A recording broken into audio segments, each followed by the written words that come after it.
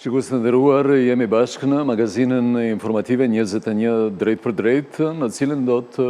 përpiqemi t'ju informojmë për ngjarjet kryesore të ditës. Ushtruesja e detyrës së presidentes Arbulena Haxhiu ka kërkuar nga Bashkimi Evropian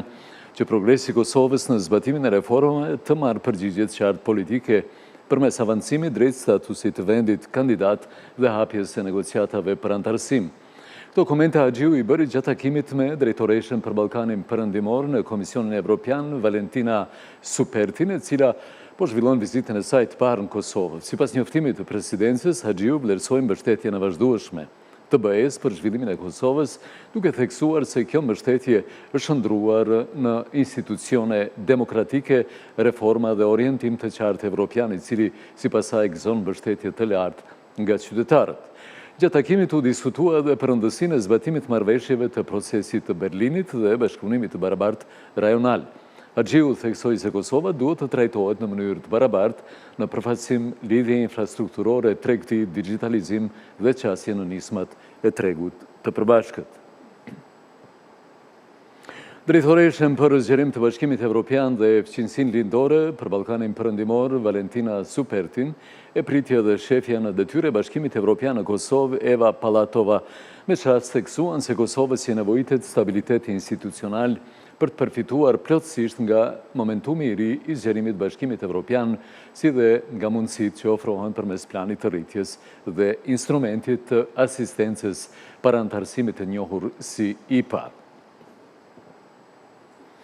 Kalojmë në një temë të rëndësishme këto ditë. Kryetari i Odës Ekonomike Amerikane në Kosovë, Arjan Zeka, në një bisedë për radio-televizionin tonë, thekson rëndësinë e përfshirjes së vendit në projektin e SBA-ve për energjinë përmes gazit të lëngshëm natyror. Zeka tha se qeveria e Kosovës po bën lojë fjalësh me SBA-t dhe se preferenca për një projekt tjetër para gazit amerikan është refuzim ndaj projektit të SBA-ve për gazin e lëngshëm natyror. Kryetari sot një tryezë diskutimi lidhur me gazin amerikan, çka po tentohet të arrihet me këtë dhe si po shihni situatën e krijuar në përgjithësi me çka keni reaguar në një numër rastesh. Domethënë, besoj që ky ballafaqimi i argumenteve që po hidhen edhe nga ana e përfaqësuesve të qeverisë, po edhe nga ana e përfaqësuesve tjerë përfshirë edhe Odën Ekonomike Amerikane, që besojmë që Kosova patjetër duhet të bëhet pjesë e infrastrukturës së furnizimit me gaz të lëngshëm natyror nga Shtetet e Bashkuara të Amerikës, ka krijuar një farë paqartësi në mesin edhe të bizneseve, edhe të qytetarëve për sa i përket rëndësisë së kësaj nisme, ose opsioni tjetër, cilin duket që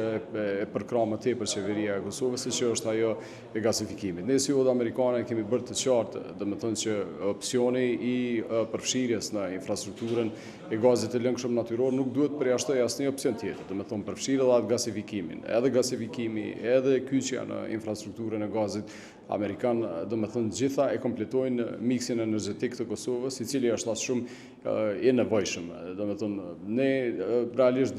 dëshirojmë që të sjellim ekspertët si në tryezën e sotme, të sjellim bizneset në të njëjtën kohë, që të diskutojmë për përfitimet financiare që bizneset mund të kenë. Domethënë Kosova ballafaqohet me vështirësi në sigurimin e furnizimit me energji elektrike edhe me kosto të lartë, sidomos në prej periudhës së shpërthimit të konfliktit në Ukrainë e tutje, natyrisht edhe liberalizimit të tregut të energjisë që ka ndodhur viteve të fundit. Prandaj rritja e fuqizimit kapaciteteve të furnizimit me energji elektrike brenda vendit është opsioni më i mirë i mundshëm, edhe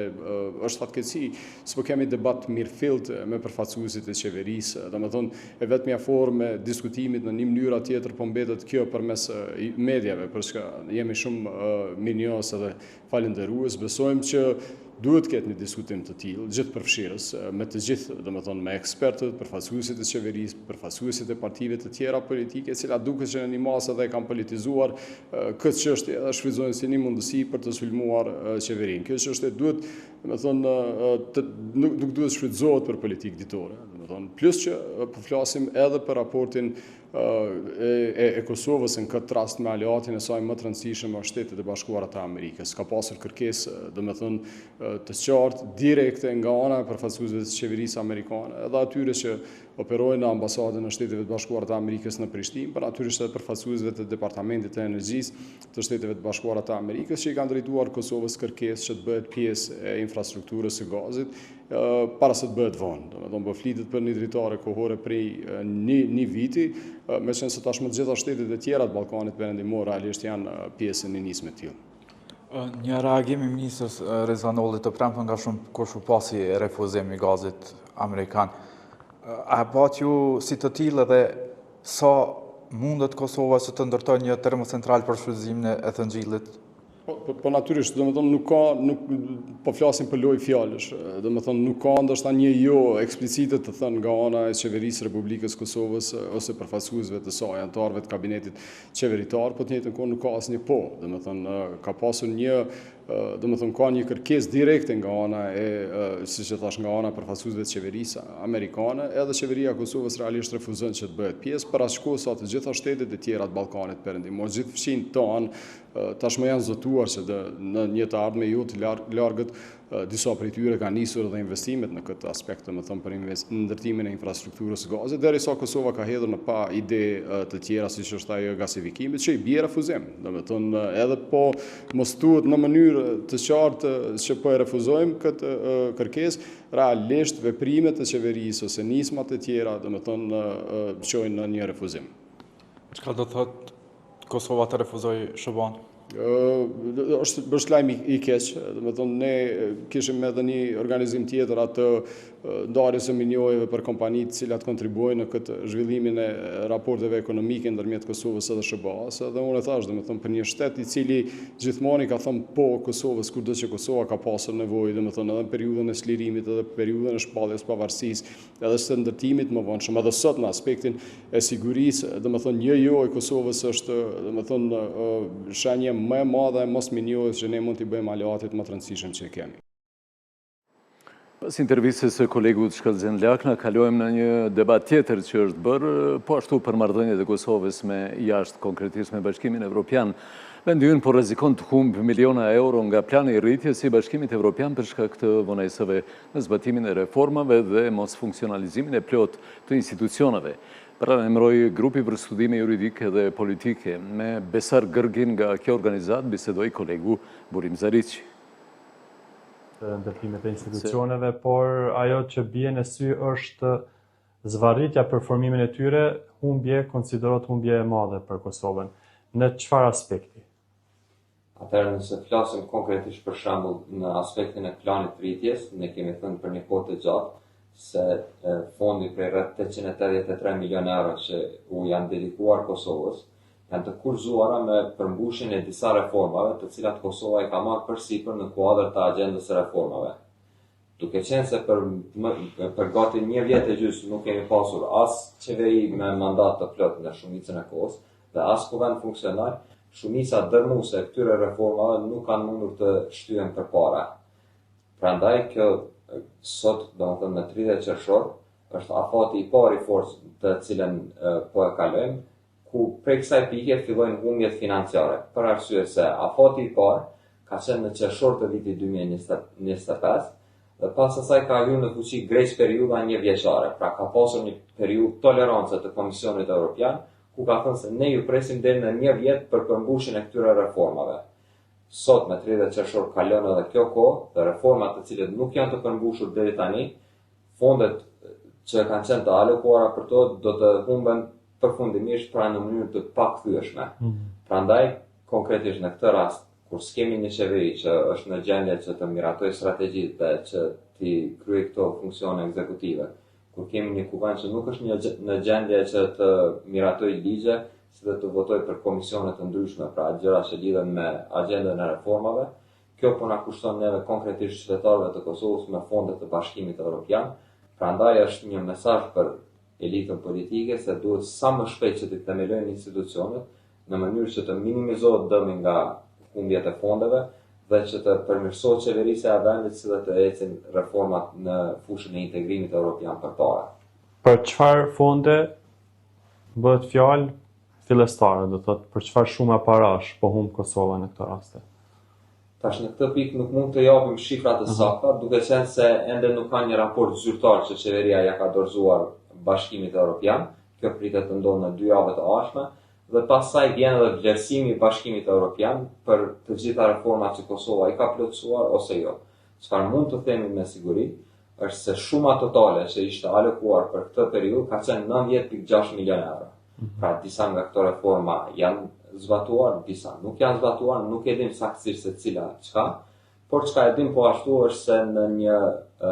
pra mbledhje kryeministri i vendit Albin Kurti kishte deklaruar vetë se humbjet do të jenë 10 miliona euro, pra është një shumë jo e vogël për vendin tonë, dhe rreziku është më i madh se në fund të këtij viti do të vinë edhe 2 afate, pra të dhjetor 2024 dhe dhjetor 2025 do të mblidhen të dyja në një vend dhe këtu potenciale për humbjen e fondeve është mbi 100 milion euro. Prandaj është jashtëzakonisht e rëndësishme që sa më shpejt që të formohet një qeveri e re, të zgjedhet një president dhe të ketë një kuvend funksional, në mënyrë që së paku të ketë një periudhë prej gati rreth 6 muajsh përpara kohë që të kryen sa më shumë reforma dhe të minimizohet dëmi që mund të vijë nga moszbatimi i tyre. Ndërkohë nuk ka sinjale se partitë politike janë duke diskutuar të paktën për një marrëveshje për formimin e institucioneve. As vetë kryeministri në detyrë si parti fituese vendosje nuk ka dërguar ftesa për partitë e tjera parlamentare. E vlerësoni jo që ka shqetësim në mes krejt të kësaj për zvarritje sërish të formimit të institucioneve nga kjo qasje? Jo, përkundrazi, jo vetëm që nuk ka shqetësim, por ka një relaksivitet të tepruar nëse i shohim deklaratat e aktorëve politik. Pra, siç thatë, po pritet certifikimi i rezultateve, por ne e dim se në anën tjetër çfarë do lloj periudhe që të kalojë nga sot deri në certifikim, nuk ka gjasa që të ndryshojnë numrat e ulseve në kuvend. Prandaj nuk ka shumë edhe arsye për të bërë kaq zyrtar, kaq korrekt le të themi me data, dhe sa më shpejt që të filloshin negociatat mes partive, qoftë për formimin e qeverisë, qoftë për zgjedhjen e presidentit dhe të tjera, aq më shpejt do të kryeshin këto procese dhe do të ishte në të mirën e vendit. Prandaj kur po i shohim deklaratat e partive politike, po e shohim një lloj relaksi të tepruar se nuk kanë asnjë lloj urgjence për formimin e institucioneve. Por e sheh përveç që vetëvendosjes partitë e tjera të gatshme për takime, për bisedime, kanë thënë që po presin ftesë nga Kurti. Si keni vlerësuar edhe çastet krejt partive politike parlamentare? Po në përgjithësi nuk është se kemi parë le të themi proaktivitet nga cila do palë, madje edhe kemi parë se çfarë ka ndodhur ditëve të fundit në LDK kanë disa le të themi probleme të brendshme. Kështu që nuk mund të themi se asnjëra pala as pala tjetër kanë qenë proaktive dhe kanë qenë le të themi më të zëshëm, më aktiv për formimin e institucioneve. Kjo përfundimisht Kosovën e fut në një ngërç të radhës politik, në një blokadë, e cila përshkruhet edhe nga një as kushtetues apo ligjor që Kosova do të hynte në një territor të pashkelur kushtetues ligjor nëse shkon deri tek përfundimi edhe i mandatit të ushtruesit së detyrës së presidentes, sepse kryetari i ri i kuvendit kurdo qoftë nuk mund ta ushtrojë këtë post dhe Kosova do të ishte pa president. Kjo lojë ta quaj kështu politike mund t'i shkaktoj probleme kaq të mëdha Kosovës edhe kushtetuese, sa shumë vështirë do të dilte nga kjo. Po tash çdo kushtetut le të themi i parashet disa masa emergjente në mënyrë që nëse siç thamë nuk zgjedhet një president, nuk zgjedhet një qeveri, të vazhdojë të ketë një lloj vazhdimësie institucionale për funksionim. Por këto janë parimisht masa emergjente dhe të përkohshme, pra nuk janë të paraparë që të zgjasin me vjet apo me dekada. Dhe çfarë kemi parë që nga fillimi i vitit të kaluar, pra nga 9 janari 2025, kur pezullua puna e kuvendit për futjen në fushatën zgjedhore,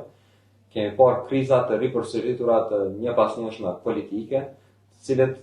e sfidojnë në esencën e saj kushtetutën dhe sfidojnë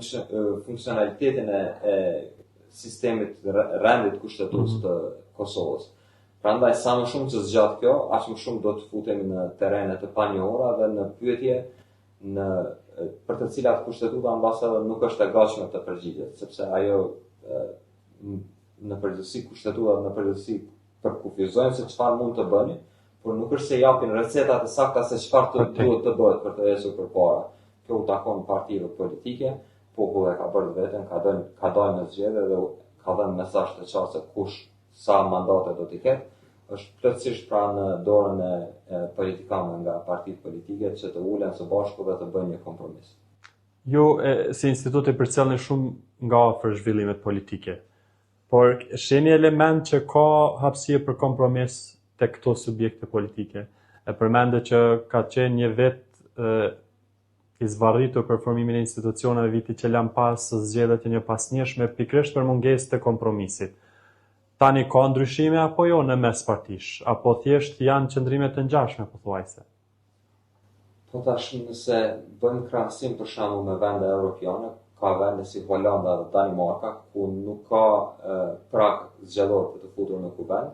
dhe kjo rezulton në shumë parti që futen në kuvend dhe në përgjithësi fituesi është me 20-21%, pastaj tjetra vjen 18-16%, domethënë dallimi është jashtëzakonisht i vogël mes partive dhe ka jashtëzakonisht shumë aktorë,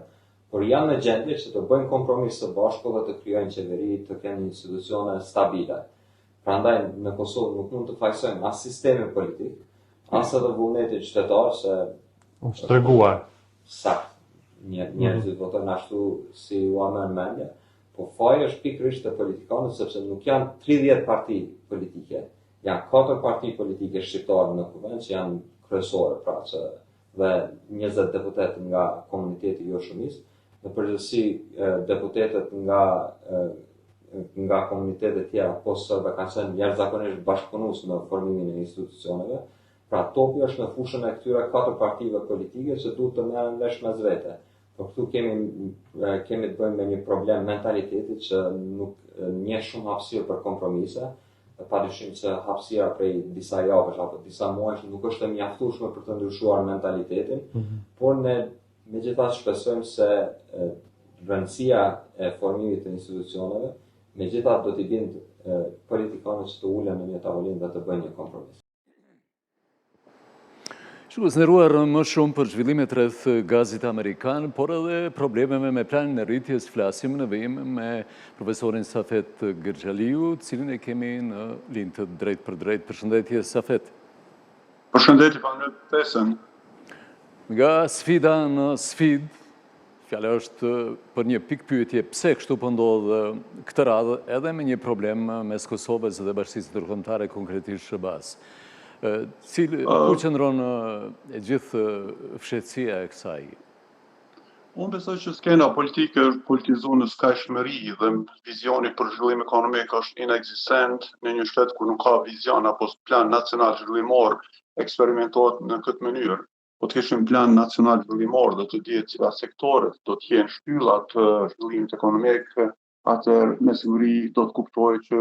energjia elektrike është një produkt strategjik që duhet të jetë më së nevojshëm. Ajo që ka karakterizon këtë situatë të krijuar është mungesa një debatit mirëfill rreth kësaj. Qysh në anë tjetër më vjen mirë që shumë organizatave qeveritare dhe ODA apo asociacione biznesit bisedojnë dhe alarmojnë situatën, po një gjë tjetër nuk vjen nga opozita apo nga partitë politike që rëndon këtë situatë të krijuar. Dhe ky refuzim që nuk e besoj se do të jetë refuzim, por jemi në prag të formimit të institucioneve dhe dua të besoj që gjërat do ndryshojnë. Por nëse do të jetë vërtet një jo e madhe politike sot përballë, Shtetet Bashkuara të Amerikës duhet të analizojnë pasurat në forma të ndryshme. Nuk do të jetë analizë substanciale vetëm temi ekonomik që shkaktohet Kosovës, sepse në mungesë të energjisë elektrike ne jemi shtet i varur nga importi dhe jemi ndër importues më të mëdhenj, por kundër asaj që krenohemi që kemi rezervat të ngjillit, në rend të dytë po centrohet partneriteti strategjik dhe kur bisedohet lidhur me këtë partneritet strategjik me Shtetet e Bashkuara të Amerikës, po cenohet edhe siguria kombëtare dhe kur cenohet një siguri e tillë dhe ky partneritet, atëherë lind pyetja cili është opinioni psikologjik rreth Kosovës, cili investor do të vinë në Kosovë,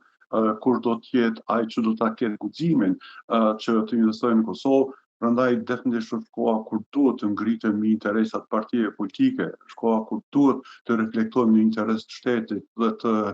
zhvillimit ekonomik, sepse vërtet nëse vazhdohet në këtë mënyrë dëmet dhe efekte negative do të jenë zinxhirore.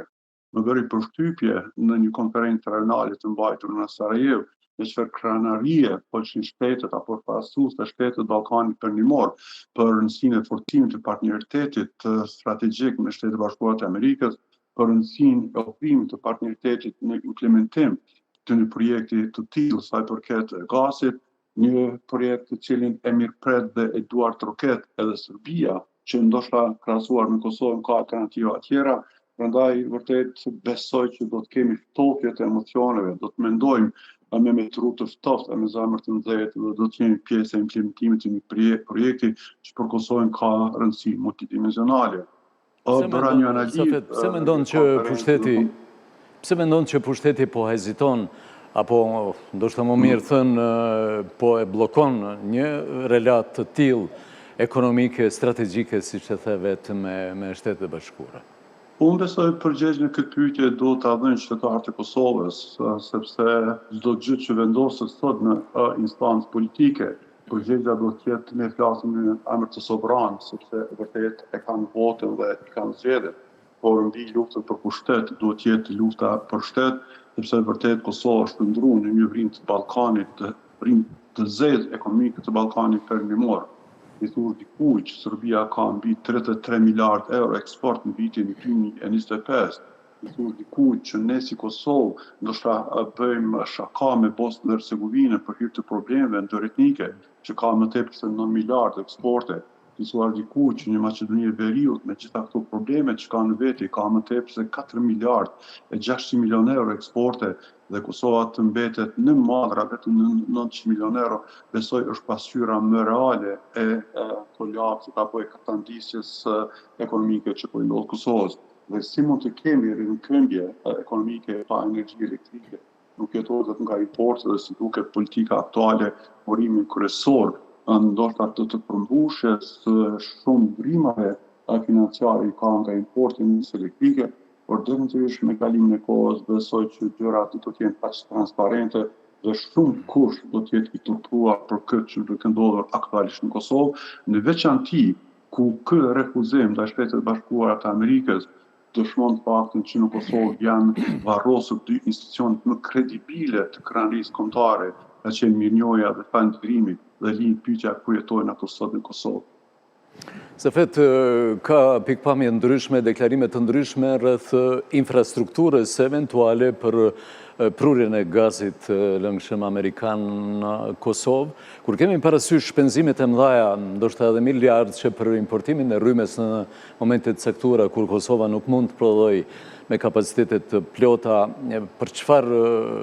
rasti konkret bëhet fjalë? A ja vlen edhe një infrastrukturë me kosto të lartë që ta kemi gazin amerikan? Po, do të ishte mirë qytetarët e Kosovës të kërkojnë cila është alternativa, nëse refuzohet termoelektrana Kosova e re apo Kosova C, refuzohet që nga viti 2021 gazi amerikan, refuzohen apo ka burokraci në dhënien e licencave për energji alternative, qoftë në panela solar apo në energji të errët, po edhe në hidro, ashtu cila është alternativa që duhet të prezantohet qytetarët si zgjidhje për të dalë nga një situatë e tillë. Ne po mendojmë të futemi në digitalizim, ne po pretendojmë që jemi pjesë e inteligjencës artificiale, ne po pretendojmë që në Kosovë të kemi ambient të pastër dhe të kemi më tepër vetura elektrike, dhe rinj pyetja si do të realizohet një objektiv apo objektiva të tilla në këtë gjendje të mungesës së energjisë elektrike. Prandaj definitivisht është koha kur duhet të ketë përgjegjësi, duhet të ketë llogaritdhënie, sepse ky eksperimentim me shtetin nuk ka vetëm dëme ekonomike, sa ka dëme ekonomike, ka dëme sociale, sa ka dëme sociale, ka dëme edhe më të rëndësishme që dëmtojnë partneritete strategjike. Prandaj vërtet është koha kur duhet të veprohet edhe të ketë një hap më konkret në këtë tim, sepse Kosova nuk e ka këtë luks dhe këtë komoditet që për hir të epsheve politike të grupeve të caktuara apo të votave të dëmtohet aleati i cili e ka shpëtuar Kosovën në kohët më të vështira. Është e vërtetë që në Kosovë sot e kemi një pjesë shumë të madhe të qytetarëve që janë në moshën 30-32 vjeçare. Është e vërtetë që në vitin 95 deri në vitin 99, kur kanë qenë vitet më të errta, ata kanë qenë fëmijë dhe nuk e dinë çka është terrori, nuk e dinë çka është okupimi, nuk e dinë çka është të jetosh pa shtet në një shtet armik, nuk e dinë çka është varfëria dhe uria. Dhe ndoshta tani kanë shumë të lehtë që janë pjesë e gardave politike që të refuzojnë diçka të tillë. Mirë, nëse gjitha shtetet rajonet e pas kanë atë vullnet dhe gatishmëri që të jenë pjesë e një projekt të tillë, pse Kosova mos të jetë? Dhe në fund të punit thot shumë më tepër në Kosovë humbet kohë për të gjetur arsye për dështim, sesa për të gjetur rrugë për të dalë nga dështimi. Çfarë do që do të jetë kostoja e marrjes së gazit të lënë nga Maqedonia apo në këtë pjesë të Ballkanit Perëndimor, mos mendoni se do të jetë më i shtrejtë se sa importi nga i cili import po dëmtohet qytetari, po fitojnë grupe të caktuara të interesit dhe në fund të punit blerja dhe furnizimi i Kosovës përbëhet nga ata të cilët në vitet e paraluftës gjatë luftës kanë qenë shkatruesit më të mëdhenj të ekonomisë kosovare dhe të masakrave në Kosovë. Safet, nëse bashkëpunimi me Bashkinë Ndërkombëtare, me Unionin Evropian, Shtetet e Bashkuara, por edhe me shtetet tjera, të cilat edhe na kanë njohur dhe të cilat presim që ta njohin Kosovën, sa ndikon në çështjen e integrimit të Kosovës dhe të përfitimit nga Bashkia Ndërkombëtare në aspektin monetar, siç është edhe rasti me planin e rritjes që i është ofruar Ballkanit Perëndimor, karshi deklarimeve dhe kërkesave të Prishtinës zyrtare për të përfituar nga proceset integruese dhe sjelljet në anën tjetër refuzuese të bashkëpunimit, si në rastin e gazit. Me thënë të drejtën, i takoj një kosovarë që e don Kosovën mbi të gjitha dhe nuk është pjesë as një partie politike, por duhet të kuptohet që në Kosovë sot ta thush të vërtetën është mëkati më i madh, sepse fatkeqësisht më shumë besohet gënjeshtra se sa vërteta. Dhe them këtë që nuk e kam përgatitur veten në një periudhë kohore 27 vjeçare të ballafaqohem me diçka të tillë që do të jenë pjesë të debateve të tilla, ku Kosova do të jetë vërtet një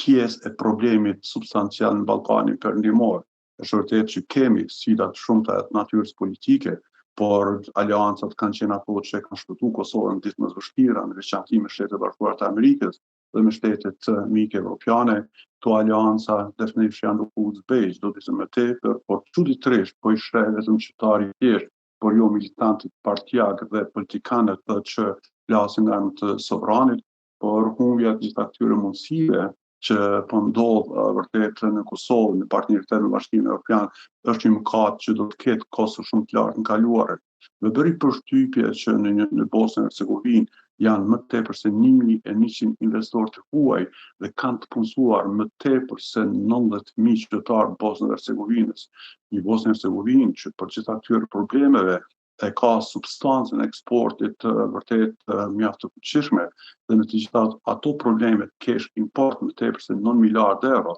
kesh do të thotë potencial për të absorbuar brendin në autoindustri dhe në shumë fusha tjera nga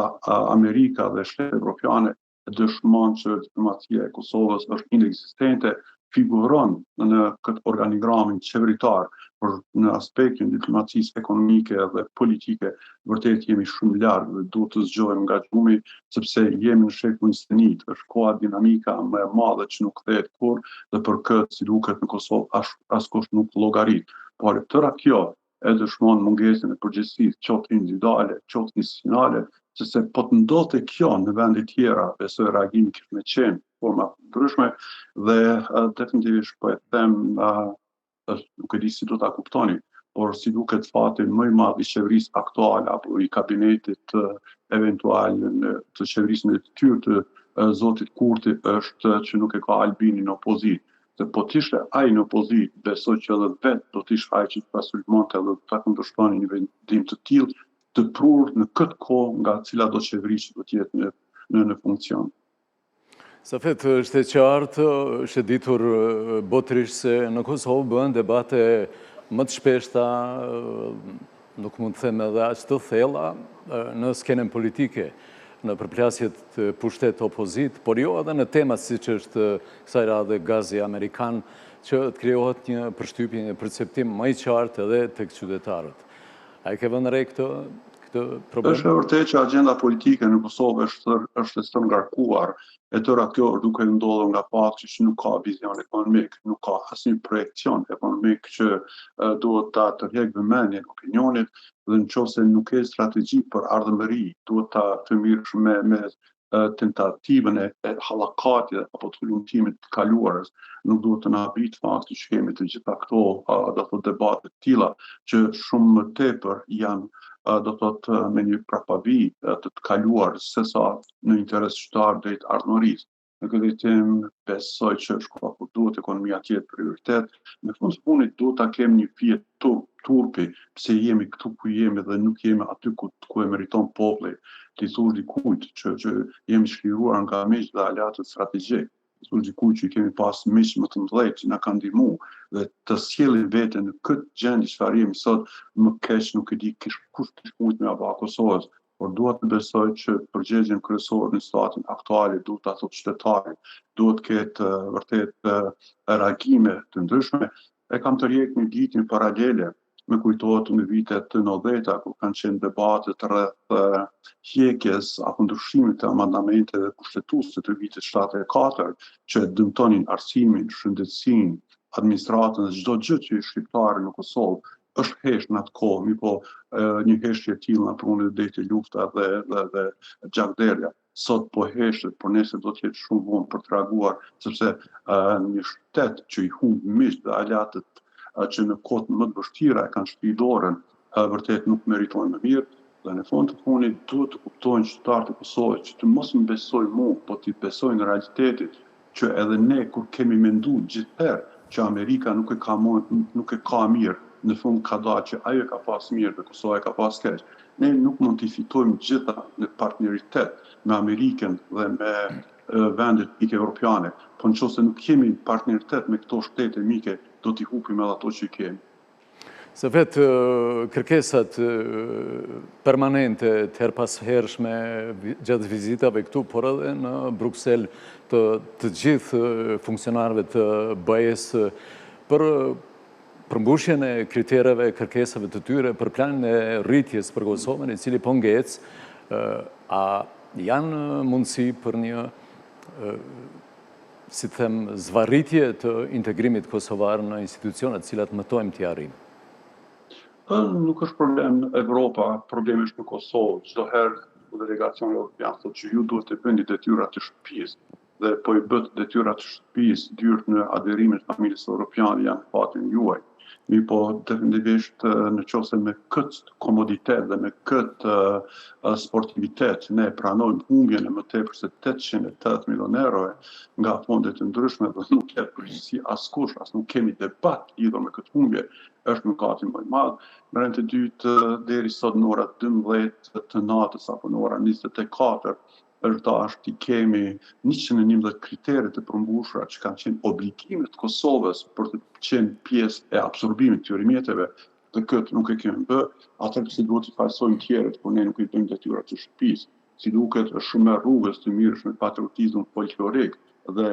me nushirë sociale, se sa të kesh dialog, të kesh argument dhe të kesh i përgatitur që me gjuhën e projekteve të absorbosh mjetet e disnura për Kosovën, shiqoni Poloninë, shiqoni vendet tjera që kanë qenë në pozitë si Kosova, çfarë zhvillim të shëndrueshme ekonomik e kanë bërë përmes absorbimit të projekteve të Bashkimit Evropian. Por definitivisht kjo është Kosova të cilën nuk e ka menduar se do ta çej. Ky është ky realitet që na ka kapluar dhe në fund të fundit më e keqja që është duke ndodhur e tëra kjo po bëhet në emër të sovranit. Dhe në fund besoj që duhet të kemi një mesazh për ata të cilët na shikojnë që ta kuptojnë se heshtja është krimi më i madh. Dhe kjo heshtje që e ka kapluar qytetarën e Kosovës do të jetë trishtuese në një periudhë kohore jo afat gjatë, jo afat mesëm, por ndoshta afat shkurtë.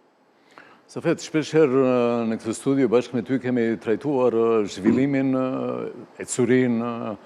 dhe problemet që përcjellin ekonominë e vendit aktualisht, si e sheh prodhimin, si e sheh eksportin e malrave tona në tregun e jashtëm dhe a ka lëvizur diçka në kuptimin pozitiv të kësaj çështje mjaft me rëndësi për qytetarët? Fakti në ekonomi flasin argumentet apo indikatorët ekonomik. Në këtë drejtim po është që kemi të kurrje të eksporteve,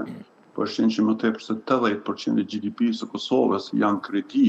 qoftë të kompanive, qoftë të qytetarëve, po është që kemi një inflacion mbi 7.5% që është vërtet mega shqetësues dhe mbi të gjitha ne kemi diasporë e cila kur vjen në Kosovë është e trishtuar me çmimet që i gjen në Kosovë krahasuar me vendet evropiane. Dhe nuk është kjo pasqyra më reale që e ka kapluar, po që e prezanton realitetin ekonomik në Kosovë.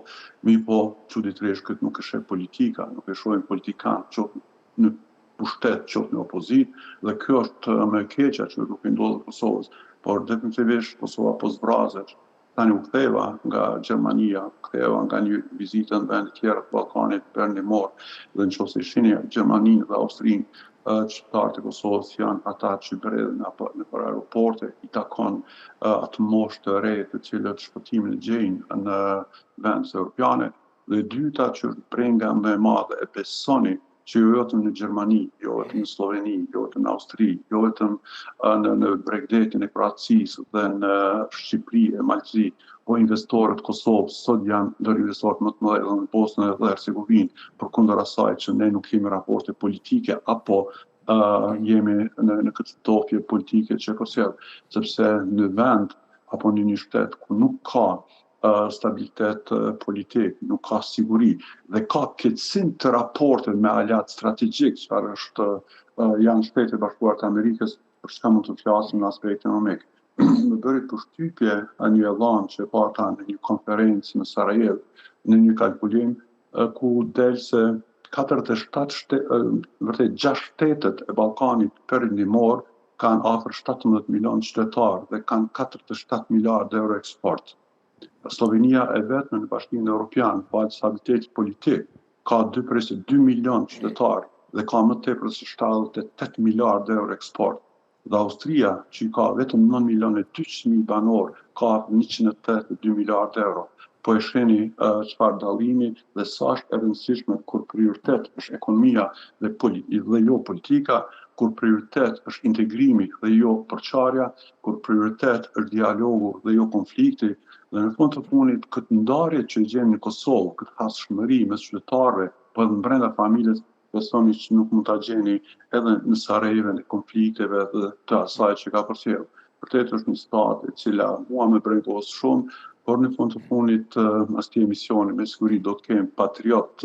në tastaturat kompjuterit që do ta shkryjnë atë mllefin dhe do të ofendojnë, dhe kjo është pasqyra reale që ka kriju Kosovën, sepse nuk udhhiqet politika nga projekti, nga ideja, nga kreativiteti, nga një debat, nga një ekonomi e dijes, por nga militantë dhe ata që janë pjesë e barës sociale që kohën më të lirë e kalojnë në tastaturën e kompjuterit, jo për të lumtuar, jo për të lexuar, por për të ofenduar. Sa vetë përmende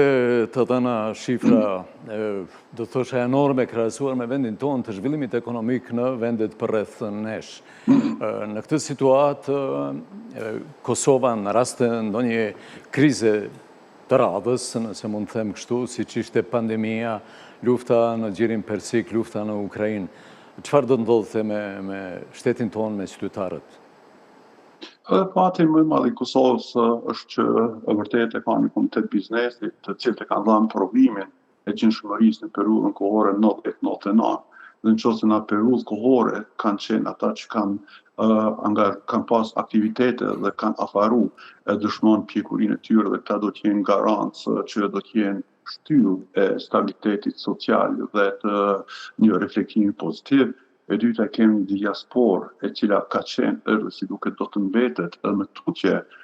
pjesë e këtij stabiliteti, mirë po definitivisht unë dua ta falenderoj diasporën, por dua ta shoh diasporën si pjesë e ndërtimit të Kosovës, dua ta shoh që pesha e diasporës të mos matet vetëm me dimenzionin financiar, po me kulturën e tyre, me dieninë e tyre, me do të përvojën e punës dhe në fund të fundit të kontribuojnë në interes të shtetit, për shtetin dhe për ardhmërinë, sepse ata janë diplomatët apo ambasadorët e shpirtit të Kosovës. Nuk më keqja që është ajo në Kosovë është fakti që çdo gjë është politizuar dhe sot shumë më tepër besojnë tek diaspora dhe tek biznesi dhe tek miq ndërkombëtar se sa që besojnë tek institucionet aktuale, përkundër asaj që flitet në emër të sovranit, sepse kjo përçarje që është kriju na dhe ju, ose na dhe ata, vërtet është dëmi më i madh që në aspektin psikologjik e ka kapluar shoqërinë kosovare. Safet, aktualisht nuk përjashtohet një krizë e sërishme, mbase edhe më e dëmshme politike në rast se nuk formohen institucionet e reja të dalën nga zgjedhjet e qershorit, cili është gjykimi yt përfundimtar në këtë bisedë tonën të sotme? Kosova po hyn me krizë në krizë, kjo po përsëritet si një cikël. Kam thënë që edhe zgjedhjet e fundit kanë qenë shumate për zgjidhje, jo për zgjidhje, po vetëm për dobësim të opozitës, dhe lind pyetja ku i duhet një shtet pa opozitë. Në qoftë se do të kemi zgjedhje të reja, pra për vërtet do të kemi një agoni ekonomike, tentativa kryesore dëmtimi maksimal, apo ndoshta zgjidhja disa partive politike, sepse nëse shkohet nga zgjedhje në zgjedhje, edhe partitë politike kogja të fuqishme me traditë në Kosovë nuk do ta kenë mundësinë për të qëndruar dhe për të qenë aktive. Prandaj vërtet është koha kur duhet kemi më tepër kompromis dhe sakrificë, është koha kur duhet kemi dialog dhe partneritet, se vetëm në këtë mënyrë mund të ecet para. Përndryshe, nëse mendohet që në shekullin 21 të kemi një qeverisje inokose apo të kemi një parti e cila do të jetë edhe shtet, edhe parti, edhe pushtet, besoj që nuk i bën derë demokracisë dhe këtë nuk dua të besoj që pretendohet që të arrijë, por definitivisht Kosova do të dëmtohet në shumë sfera, në veçantë në aspektin ekonomik, në veçantë në aspektin social, po mbi të gjitha derisa vendet e rajonit bëjnë hapa për të afruar Evropës, do të jemi ata që do të largohen çdo ditë më tepër në këtë rrugtim, sepse vërtet kriteret janë ato që e argumentojnë rrugtimin dhe jo vullneti apo fjalët e mira. Safet Kërgjaliu, faleminderit për kontributin tënd dhe komunikimin me qytetarët tanë në tema mjaft të rëndësishme, si për opinionin e gjerë, ashtu edhe për secilin qytetar. Shikues nderuar, Ishte kënaqësi, ju përshëndesua dhe shikuesit juaj të respektuar. Faleminderit Safet. Shikues nderuar, vazhdojmë tutje me lajme të tjera në kuadër të emisioni Lufta kundër dezinformimit, bashkëpunimi ndërmjet mediave dhe sfidat me cilat përballen mediat e pavarura në Kosovë, diskutuan konferencën bashkëpunimi me dialogu bashkëpunimi dhe ardhmja e mediave të pavarura, me çrast u tha se qëndrueshmëria financiare mbetet një nga sfidat kryesore në vendin tonë. Franca do të vazhdojë të mbështesë Kosovën në luftën kundër dezinformimit, tha ambasadori i saj në Kosovë, Oliver Giraud, derisa foli për iniciativën rajonale që synon ndërgjegjësimin për informacionin e rem. Kosova ka pasur batica dhe zbatica. Në renditjen e reporterëve pa kufi, Kosova renditet e 84-ta në vitin 2026, pra është ngritur nga renditja e mëhershme. Në 2019 Kosova ka qenë 75-ta, pra Kosova nuk është vend i keq krahasuar me shtetet e tjera. Franca është e kënaqur se t'i ofrojë mbështetje Kosovës dhe shteteve të tjera. Në Ballkan kemi një iniciativë rajonale të quajtur Horizonti i Përbashkët. Një nga projektet e saj është një fushat që do të nisë nga Instituti Francez në Paris me sloganin 2+2, barazim me 5. Si një mënyrë shumë e mirë për të ilustruar se çfarë do të thotë dezinformimi. Ndërsa Gjemaila Vdyli nga Hibrid.info vuri në pa nevojën për bashkëpunim ndërmjet komuniteteve përmes gazetarisë. Gjatë 12 muajve të fundit, ai bëri bashkë organizatat të shoqërisë civile, media, gazetarë dhe Institutin Francez me një qëllim të përbashkët, forcimin e bashkëpunimit ndërmjet komuniteteve përmes gazetarisë. Për ta kuptuar se si u ndërtua ky bashkëpunim, le të kthehemi në fillim të këtij rrugtimi. Gjithçka nisi nga një realitet që e njohim mirë. Mediat në gjuhën shqipe dhe ato në gjuhën serbe shpesh funksionojnë në hapësira të ndryshme informative. Ndërkohë, sfidat janë të përbashkëta. Dezinformimi, gjuaurrëtitjes, rënja e besimit në informacion dhe transformimi digjital i prekin të gjithë. Përgjigja që ofroi ky projekt është bashkëpunimi, dialogu, mësimi i gjuhëve dhe gazeteria e ndërtuar së bashku. Kryetari i Asociacionit të Gazetarëve të Kosovës, Gjemail Rexha, shfaqi shqetësimet e gazetarëve në kontekst të së ardhmës së mediave të pavarura në Kosovë. Për një diskutim tjetër, do të fokusohem natyrisht në atë që gazetarët kanë si shqetësime në punën e tyre edhe me temën kryesore të diskutimit që është qëndrueshmëria financiare e mediave dhe rruga përpara. Tani ne në aspekt të mediave që raportojnë në gjuhën shqipe, gjithmonë e themi me shumë krenari që Kosova ka pluralitet të jashtëzakonshëm medial në kuptim të ofertave të asaj çfarë lexuesit, shikuesit mund të pranojnë në kuptimin që ka së paku 9 televizione nacionale që kanë programacion të ngjashëm të përgjithshëm, ka më shumë se 10 portale të mëdha, le të themi, por ka shumë më shumë natyrisht përkundër faktit që s'ka gazeta. Ndërsa kryeredaktorja e portalit serb Kosev, Tatjana Lazarević, u fokusua në gjendjen e mediave të vogla dhe pavarësinë editoriale, duke thënë se trysnia financiare dhe mungesa e mbështetjes po e vështirësojnë mbijetesën e tyre. Në momentin kur ne nuk do të mund ta bëjmë punën tonë në mënyrë editoriale të pavarur, po e them në emrin tim personal, unë nuk do ta bëj më këtë punë. Në momentin kur kushdo të ndërhyjë në punën time editoriale, tani po flas pikërisht për këto redaksi që unë i quaj të vogla, nuk e di se a është termi përshtatshëm, po e përsëris, media guerile, kur flasim për redaksit tona të vogla në gjuhën serbe që përpiqen të punojnë sa më pavarësisht që është e mundur, tha ajo. Një vrasje e rëndë ka të rënditur i ojtë në fshatin Zlipotok të Dragashit, për cilën tashmë janë arrestuar babe birë nga ky fshat. Jemi në fshatin Zlipotok të Dragashit, ku mbrëm këtu kanë humbur jetën një person pas një përleshje mes disa personave. Viktima dyshohet se është iman i fshatit. Sipas familjarëve të viktimës, i dyshuari kishte ardhur këtu para shtëpisë së tij dhe kishte goditur disa herë me thik. Sipas policisë së Kosovës, pas një aksioni, i dyshuari është arrestuar, po ashtu është arrestuar edhe babai i tij për shkak mos dhënies së ndihmës. Djali i Axhës jem ka sill policia që ka kërcënu këtë djali që një vit i gjys, ose ma shumë se di unë sakt. Edhe kur gjo se kanë, asë një rast se kanë hapë. Për para, kur gjo, asë një pikë se u konë hoxha. Pi mrapa të shpina u konë 10-20 herë se di une, edhe këtu u konë në qafa. Su konë mos marrëveshje diçka shumë madhe. U konë mos marrëveshje për livada. Hoxha ka kosit një livada para 2 vit, edhe aji po thot sana është jemi, hoxha po thot mere sana, s'është problem, s'kemi problem. Ndërsa nëna e dyshuarit thot se imani i fshatit në vazhdimsi e kishte kërcënuar të dyshuarin dhe se problemet kanë ardhur për shkak të një livadi. Kemi pasur probleme me të ndjerin pasi ai donte që ta merrte sanën nga livadhi babait tim të ndjer. Ai e ka kusitur livadhin ton pavarësisht që i kemi thënë mos ta merr sanën. Ai ka vazhduar të na kundërshtoj. Ai na ka paraqitur edhe në polici, duke akuzuar burrin tim se e ka kërcënuar me snajper. Policia ka neglizhuar rastin duke thënë se ai nuk mund t'ju bëj asgjë. Hoxha vazhdimisht e ka kërcënuar djalin tim, duke thënë se unë mund t'ju bëj edhe magji. Hoxha në vazhdimsi na ka kërcënuar dhe e ka pushtëruar djalin tim.